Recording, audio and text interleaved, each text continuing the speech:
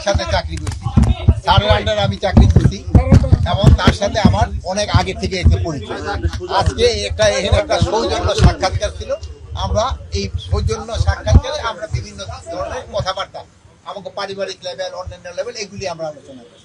প্রথমে আমি মহান রাব্বুল আলামিনের কাছে শুকরানা আদায় করি যে আমি 17.5 বছর পরে আল্লাহ পাক আমাকে নির্দোষের মাধ্যমে জেল থেকে ছুটেছি এবং আজকে জাতীয়তাবাদী দল, বাংলাদেশ জাতীয়তাবাদী দল থেকে একটা টিম করা হয়েছে। সেই টিমের মধ্যে আমি একজন, আমার সাথে সিনিয়র সেক্রেটারি আছেন কামরুজ্জামান সাহেব, রিমন সাহেব, তারপর হচ্ছে আরেকজন মাহবুব সাহেব আছেন এবং আরেকজন আছেন আমাদের সাথে, তিনি আজকে আসতে পারেননি। তো যাই হোক, আমাদের আসার উদ্দেশ্য আমাদের কিছু কিছু জিনিস আমাদের ম্যাটার অফ কনসার্ন হয়ে দাঁড়িয়েছে, উদ্বিগ্নের জায়গা, যেগুলো আমরা ওনাদের সাথে অত্যন্ত আন্তরিকতার সাথে অত্যন্ত সৌহার্দ্যপূর্ণ পরিবেশে আলোচনা করেছি।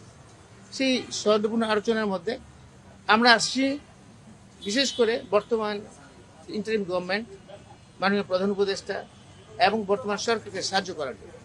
সেই সাহায্য হিসাবে যেগুলো কনসার্ন করে আমরা সেইগুলো আমরা ওনাদেরকে আমাদের ব্যক্ত করছি। ওনারাও একই জায়গায় একমত পোষণ করছেন। মোটামুটি খুব আলোচনা অত্যন্ত ফলপ্রসূ এবং সৌহার্দ্যপূর্ণ হয়েছে।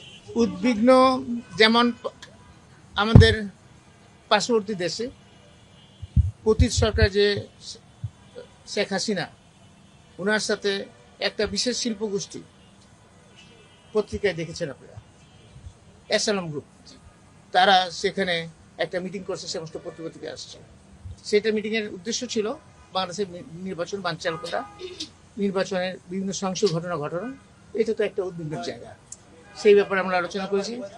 আরও অনেক কিছু আলোচনা করেছি, যেমন বিভিন্ন অবৈধ অস্ত্র এবং লুট হওয়া অস্ত্র, সেটা যে উদ্ধার হয়নি এখনো, সেটাও আমাদের উদ্বিগ্ন জায়গা।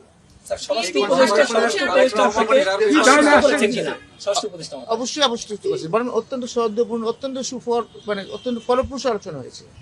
একটা ব্যাপার আমরা কনসার্ন করছি, যেটা খুব রিসেন্টলি এএসআই নিয়োগটা হচ্ছে।